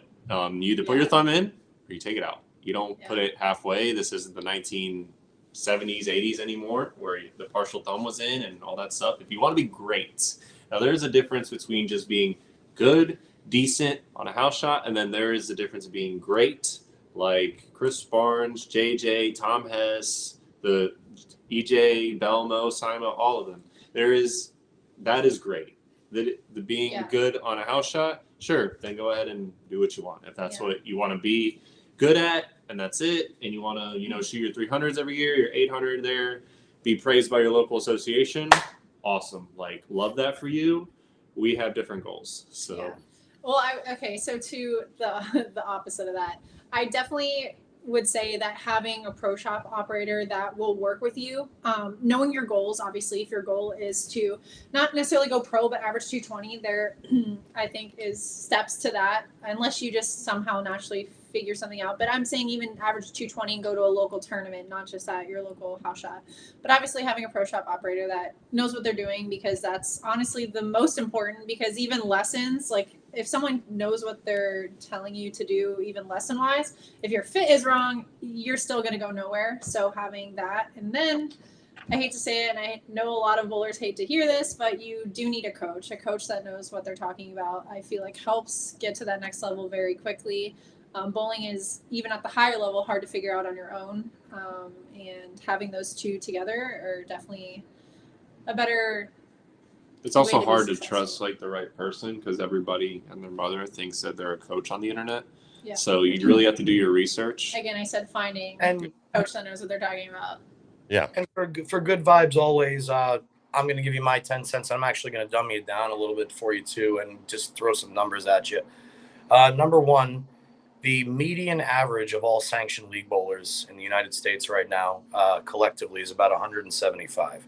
So if you took all 2 million members, that's the basic average of a league bowler in the United States. So if you're averaging 140 right now, the very, very first thing you should do when you go practice is dedicate at least one game a day to shooting only the corners. Because if you add 2 extra spares a game, if you add 2 extra spares to your game, to your 140 average, you're already 170. So that's your next hump. So I would tie that in with what Elise said. Make sure you have a perfect fit in the bowling ball. I want you to imagine running around a track and trying to compete with the pros in track and field if your shoelace is untied or not tied tight enough. It doesn't matter how well you run. You're not equipped to beat the best in the world without the proper fit. You just can't do it. So I'm also assuming that maybe if you're averaging 140, you still have a conventional grip in the bowling ball. So if you're still going down to the second knuckle, you're eventually going to have to go to a fingertip grip or eliminate the thumb completely and become a two-hander or a no-thumber. But for starters, check on that fit and dedicate at least one game every time you go out and practice to shooting the left and right side corners. Because if you can make a 7-pin or a 10-pin consistently, it then means that you can consistently make the combinations with that pin, whether it be the 6-10 or the 4-7 or the 3-6-10 or the 2-4-7 or just the 8-pin or just the 9-pin. Mm-hmm. And automatically you will see your average skyrocket by those two simple things. So we did a spare video if you want to go check that out on our channel. Oh, yeah. And watch the spare video. Very good. Very good. Yeah. What is a good ball for starters? I do bowl in a league. I guess it depends on. Yeah, it depends on how you throw it, really. Also depends on how you bowl. Like, is higher friction, not a lot of oil. I mean, you can't go wrong with something right in the middle, like IQ Tour, maybe a Shiny Phase 2 from the Storm product line, the Ion, that's a good option as well. Just something in the middle so you have control, like just a control of the lane. You could even drill some of the lower price bowling balls nowadays. I think like Vibes and Tropical Surges are what? They're 139 or 149 bucks drilled or whatever it is. I mean, and at that price point, those are extremely high performing bowling balls that are also very controllable. Right. Yeah. Let's see. We got one more here. Nate, what is your favorite ball from Storm? Oh, that's a good one. Man, there's been so many. When I get asked this question, just a couple come to mind because I've been to Storm. I've been with Storm for 5 or 6 years. The original Idol I bring everywhere to this day, still with me. The IQ Emerald, also a fantastic piece. Something in the current line that I love right now is the Attention Star and DNA Coil. Those balls have been a great combination where if I need something a little stronger, I go to the DNA Coil. Something a little weaker, I go to the Attention Star. But two great ASIM pearls that I love to throw all the time. And one or two is always going with me if I'm bringing several bowling balls to an event. Off the top. The XL is also very good. I love the XL. It's a big ASIM, but not as big as like a Gem or maybe the new Ion Max that's coming out. But those have been kind of my standout bowling balls so far. So, and anything short, I love the Pitch Black. So, I love watching your ball motion. Typically, all the time, but that Attention Star looks really good on you for sure. Thank you, bro. I appreciate that. I wish that ball worked for me. I know. I was so excited to drill it, and then it just did not do what it does for him for me. What are you enjoying right now, Elise, on your side? What do you like throwing? Gosh, NV Tour and NV Tour Pearl. Like, I'm not gonna lie, this pure NV that just came out is gonna be the third NV. I'm very much an NV girl. But no, honestly, I have liked almost everything I've drilled. He said earlier, everything kind of works differently for different people. And I bowl in so many different places, so many different lanes that I find use for a lot of the stuff I've been drilling. And now I've been playing around with more pin down stuff. So, but no, honestly, every company has a lot of good balls out right now. So I'm just trying to figure out when I'm trying to put 9 balls together is actually harder for me now because I'm like, I like 2 in this zone and 3 in this zone. And it's like trying to figure out which are going to be the best combination has actually been harder because they're all so good. You're like a kid in a candy store because you're open to any brand, any make, any model. It's like you can just throw whatever the hell you want. It's like, that's got to be a little bit freeing as opposed to. I'm not saying being tied down to a particular brand is a bad thing, but it's kind of cool that you have any option, honestly. Yeah, And I mean, here's the thing, and I'll say it, I've been on every company at this point, and they all roll differently, you know, and it's not just about, you know, so an ace and pearl is going to roll differently from every company. So that's just the reality of it because they all make their balls so differently. So I'm enjoying like trying to piece together, like sometimes Motive rolls way better than Storm in a certain building because there's higher friction, and Brunswick rolls better than Storm sometimes. So for me, it's not even just like having each different bowling ball. It's like what is working. Like I can look around and be like, all right, who's bowling well? Oh, the Motive people are bowling well this week. Okay, like let's see what I have. So that's really what I think has been helping my bowling is that, you know, a lot of people just say that that's the case, but it, you know, and they don't want to believe it, but it is very true that it sometimes just the covers of the bowling balls between the different manufacturers make a huge difference in pin carry. So it's not even necessarily having the right ball motion in my hand, it's having the right company in my hand at the right time, which has helped me a lot. So I think that's what was great about Tour is I could look around and be like, all right, Storm striking right now. All right, let's get something Storm in my hand. If Brunswick striking, great. At the time, I didn't have as much Motive in my hand, so I didn't really have a lot of options there. But now I'm starting to get into that. So next year and the upcoming tournaments should be even better because now I know I have the ability to do a lot of different things. And now if I can just have that extra advantage of if a certain company is rolling better, I can put it in my hand and make good shots. Nate, I don't want to put you in a heat with Storm, but you know, we kind of talked about this off air as well a little bit. Do you feel like being tied down to one company is a disadvantage? Every, I think, situation has its advantage and disadvantages. If you don't know how to use the tools in front of you, whether you're a free agent or not, I think that is just a disadvantage in general. You could be given the world, but if you don't know how to use the tools, you're just as, you're just as much at as a disadvantage to somebody that just can't produce proper ball reaction. Like, it just depends. Like, I mean, for me, I haven't had an issue. Ever since I've signed with Storm, I feel like my career has gone this way. So they've made amazing products. I have struck an absolute shitload with all of their balls.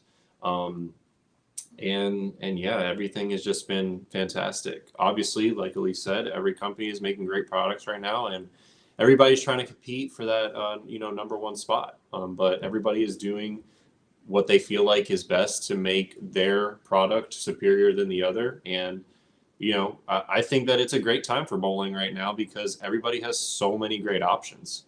Growing up, when I wasn't with any ball company, I did throw exclusively like Brunswick Deviate when it first came out at the time. And I feel like that was the era that Storm was like the best. Just, you know, growing up, like I didn't really know what Storm was. My guy was a Brunswick guy and he pushed me on the Brunswick Deviate stuff. And for me, that stuff rolled amazing at the time. I still threw like some Infernos and, you know, the Deviate Hellraisers and like the 2 Reckless and stuff like that. And I thought that was great, but I didn't know that there was more than just one ball company out there. I was just kind of like, I trusted my ball guy. He's like, this is what it was. When I first drilled my Storm ball, I'll never forget it. It was a Defiant Soul. And I struck a lot with that ball. And then I got into like high roads and I struck a lot with that ball. And then through some hammer products, and I had the original Black Widow, whatever at the time, and like a Black Vibe, and like I was striking a bunch. So it's just knowing what's in front of you and knowing how to use those tools, I think gives you a great advantage or a disadvantage. I mean, everybody can sit here and have their opinions about, you know, this company doesn't do this and this company doesn't do that. Well, then let's go look at the tour. EJ's been with Motive forever, and he has 22 titles. And Walter has been with every company and he wins. So Nate, you literally just took the words out of my mouth. I was literally sitting here waiting to say what you just said. I'm so glad you said it. If you look at history, Rob, just to feed off what he said about using the tools, Walter Ray has been with every single company. Pete Weber through AMF, Columbia, and then eventually Storm, who he's still with. We've seen Norm Duke throw Columbia. Champions. I've seen him win with an absolute Inferno, Storm, AMF, you name it. He's thrown everything and been successful his whole career. And then you take guys like Parker Bone, who's one of the greatest to ever play the game, and he's thrown nothing but Brunswick since 1987. Yeah.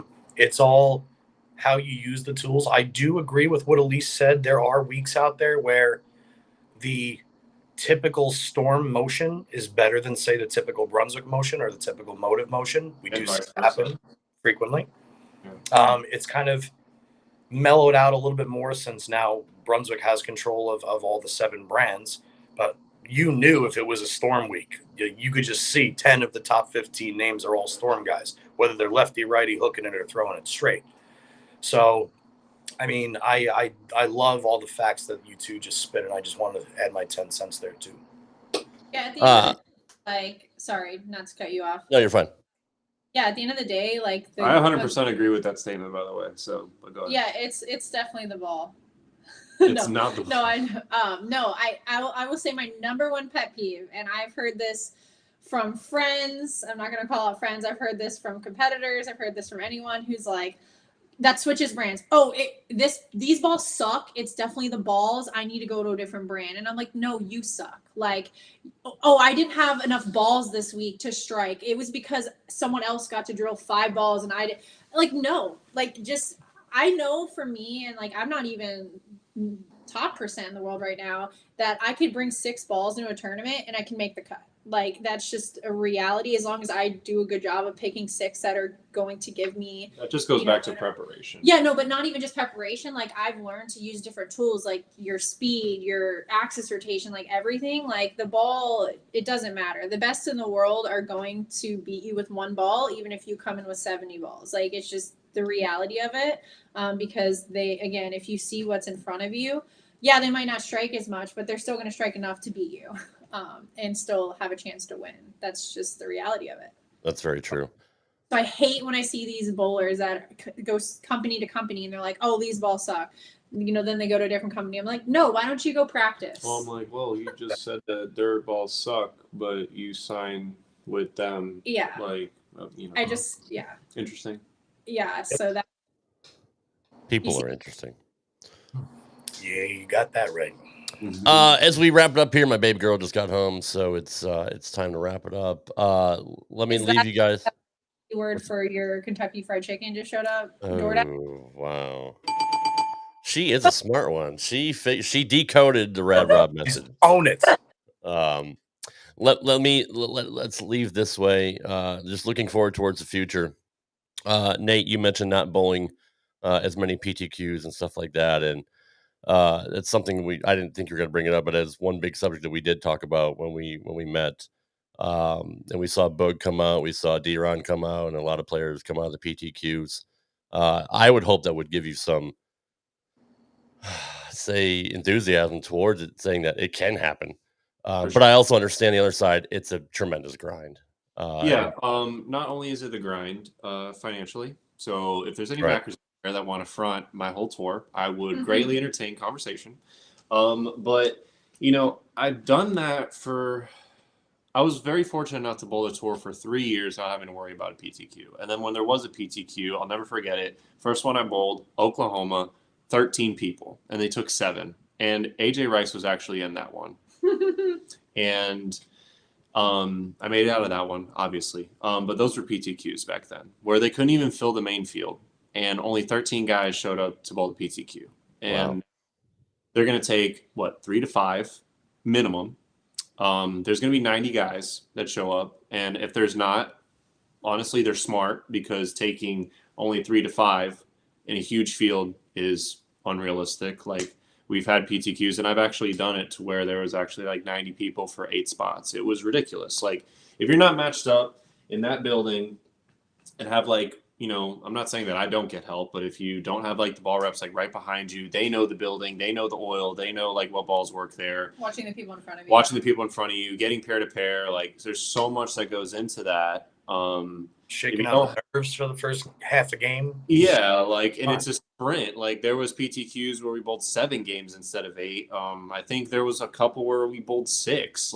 And those 6 games define if you can go compete with the best in the world, and that sucks. But I've done it for like 4 or 5 years, and I'm not saying that I haven't made them out. I made it out of the World Series twice. I made it through the PTQ, the TOC once. I made it through the Players this past year, striking. And I've had my success out there and gotten them checks and stuff like that. But that's obviously not the main goal. But it's mainly. You also missed PTQs, almost averaging 230. So it's I've made it, and that's what sucks about it. Yeah, well, I even made it through the PTQ at the Players, and I went 500 over, averaging 220, and I missed a check by over 200 pins. So it's like you're not necessarily bowling bad. You're just like it's just they're striking a little bit more, and it is what it is, and you go back to the drawing board and you learn and stuff like that. But it's really the financial sense of it. Like, should I give up a weekend or a week where I have to go bowl a PTQ, and if I don't make it, then I got to fly home and, maybe miss that tournament on the weekend that I can make $1,000, $2,000 out if I crush them, which sometimes, most of the time I do. And that's not me being cocky. That's just me putting in the work and me making, good decisions with my money. But, definitely open to the conversation if people want to, put me out there for PTQs and stuff like that. But I am still bowling the couple that I'm allowed to bowl. To me, just the way our tour is right now, it doesn't make a whole lot of financial sense unless you have the money or have someone putting you out there to bowl those 7-game sprints and be on the road. And, if you miss, okay, take it on the chin. We'll go to the next one. Like, it's tough. Can we start a hashtag Long Nate GoFundMe to get him on tour this year? I think that would be amazing. That would be amazing. The most amazing thing about that is how much freer your swing is when you have the financial stability. And I think that gets overlooked a lot too.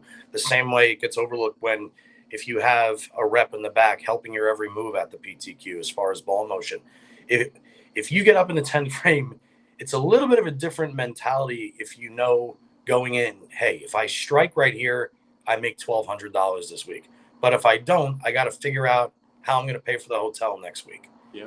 It's an entirely different mentality where, like, I was talking about this with my dad real quick, Rob. I know it's time to wrap up, but like these guys that are on the PGA Tour and the Tour Championship in the top 30, I know that second place was 10 million and third place was 8 million and fourth place was 6 million. But I promise you, if they miss a 5-footer, it's not from the nerves over the $2 million.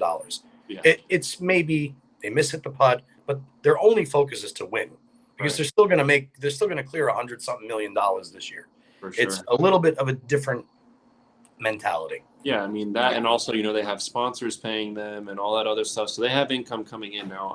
Am I saying that I'm deserving of like a Simo paycheck? No, but there are some people that have the backer situation that they never have to worry about, and sometimes they even take it for granted. They're like, oh well, I missed this week, whatever, it's not even my money. And I'm just or they're not even practicing. I'm like, I don't know how you have that mentality to, one, waste someone's time and money, and two, just to not give a shit if you're competing against the best in the world. Like, my goal was to win, to be in the Hall of Fame, to be like, somebody that left a legacy that people can look up to.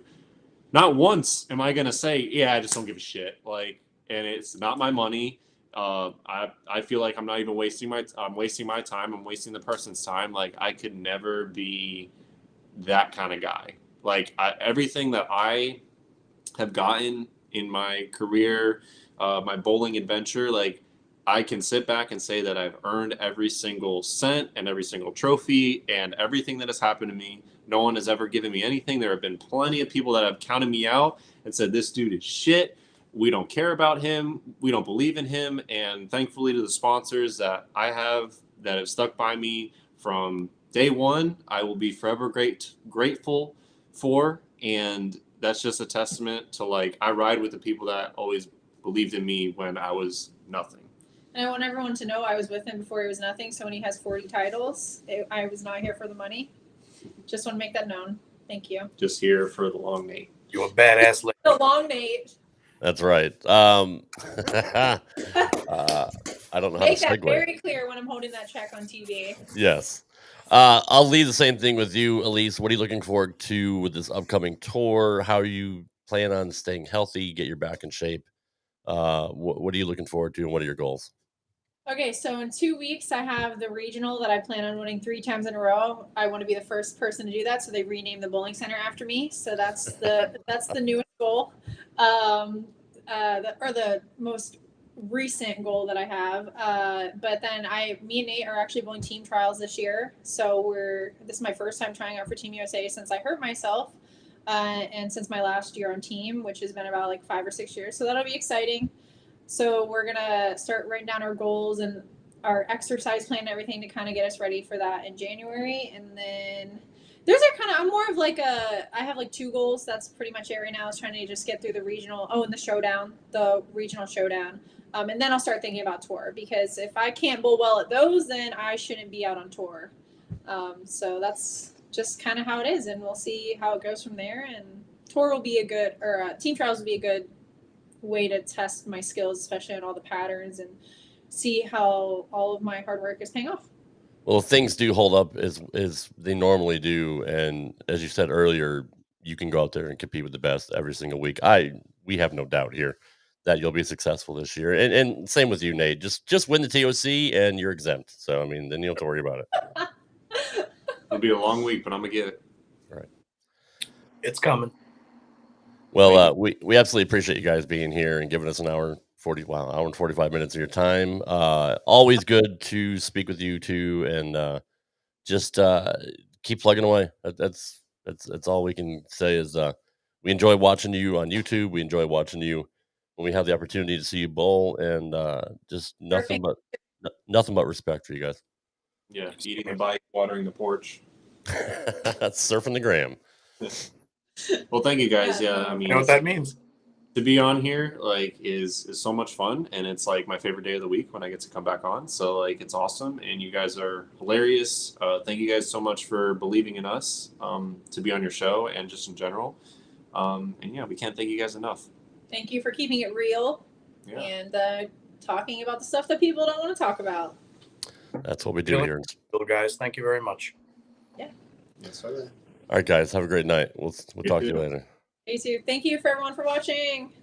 Hell yeah. All right, guys, another fantastic show, another banger here on Straight Up 5. Just absolutely amazing people. 2 of the classiest in bowling. And I do love that they have the same mentality as us, is they keep it real. They keep it unfettered, especially Elise. She has no problems speaking her mind. Although Johnny can be a little bit fettered sometimes, depending on what mood you're in. But that's inherited behavior from having to walk on eggshells for a lot of my younger years with Dad's legacy. True. Right, I've always wanted to be an asshole, or at least not an asshole, but I've always wanted to be like a little bit more of a dick. As Miyagi said, "Now time let out." That's a good point. Chuck Ritchie wants to know, Rob, you're going to hang out with the 50 guys in Smyrna in 2 weeks. Just shake him left-handed because he's got chicken grease all over that right hand, and he's a lefty too, so that's the other issue. Any chance I get to hang out with 50 guys? It's a good day with me. I'm just saying. Good to have goals, buddy. Some people collect stamps. No, the PBA 50 is coming to Smyrna, Tennessee here in 2 weeks for a regional event. Yes, I plan on being there as much as I can. Now that I work from home, don't tell anybody. I may hang out there quite a bit and see the. So you work from home now, and you still get sick every other week. This is my kid brings it home. Come on, it's your dad. You understand the kid. It's a petri dish. They got the new stuff. You should be immune to this shit by now, especially you. You would think. Christ, you've had every freaking thing beyond your patient zero at this point with all the shit you've had in the last 2 years. Maybe you should try surf gramming. Yeah, maybe I just start eating the bike. If I eat the bike instead of the chicken, then maybe I'll stay healthier. That's true. You really said eating the bike? Johnny, I love it. That has to be on a shirt. He was serious about it. Surfing the gram. My voice is about to go out, so I appreciate you guys. Thank you as always, and be sure to tune in next week for a very, very special John's birthday / worst day in American history episode. Good old September 11th. It's my last week as a 30-something-year-old. Hashtag never forget. That's true. Yeah, that's never forget Johnny's birthday. That's right. We never. All right, my kid wants to go to bed. We love you guys. We appreciate you guys. Thank you for hanging out with us. Fuck Doc Sullivan and sorry, don't earmuffs. You didn't hear that. We'll see you next week for a celebration of Johnny Petraglia Jr. and his 40th birthday. All you gotta do is say earmuffs. I think you say like fuck, shit, bitch, cock, balls. And nothing compares to the fair. Just saying. Hashtag long. Nothing compares to the fair. All right, guys. We'll see you next week. We'll see you next week. Take care. Peace out. Goodbye. Good night. Thanks for listening to this edition of Straight Up 5 with Johnny Petraglia Jr. You can follow the show on Twitter at Straight Up 5 Pod. Follow Johnny Jr. at JPJR07. Follow Rad Rob at Rad Rob Gaming. And follow Dr. Ocho at the Dr. Ocho. Got a question for Johnny? Send your questions to straightup5podcast@gmail.com. We'll see you next time for another edition of Straight Up 5 with Johnny Petraglia Jr. Right here on the Rad Rob